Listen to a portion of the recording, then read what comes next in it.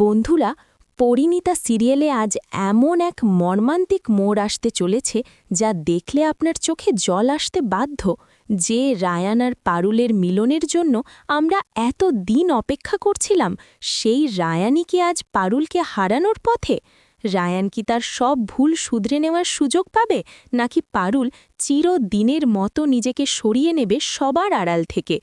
আজকের ভিডিওটি একদম শেষ পর্যন্ত দেখুন, কারণ আজ রায়ান আর পারুলের জীবনের সবথেকে বড় সত্যিটা আপনাদের সামনে আসতে চলেছে। গল্পের শুরুতেই আমরা দেখতে পাই এক শ্বাসরুদ্ধকর পরিস্থিতি। বিয়ের আসরে সবার সামনে দাঁড়িয়ে রায়ান এক বিস্ফোরক স্বীকারোক্তি দেয়। রায়ান জানায় যে তাদের বিয়ের ডিভোর্সের মামলা থেকে শুরু করে সব কিছুই ছিল সাজানো এবং নকল। মৈতোষ বসু আর আশুতোষ বসু অর্থাৎ রায়ানের বাবা আর দাদু এই কথা শুনে স্তম্ভিত হয়ে যান। রায়ানের এই স্বীকারোক্তি পুরো বসু পরিবারে যেন এক বজ্রপাত হয়ে আছড়ে পড়ে।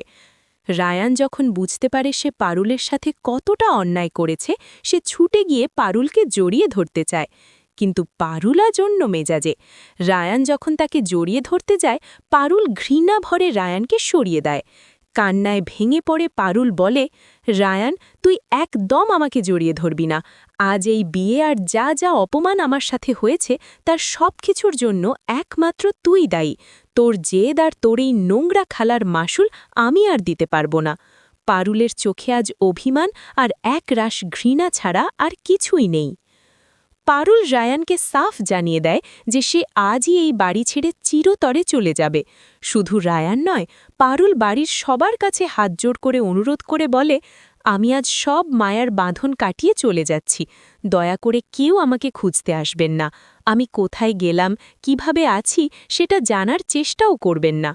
পারুলের এই করুণ আকুতি আর বুক ফাটা কান্না দেখে উপস্থিত সবাই বাকরুদ্ধ হয়ে পড়ে।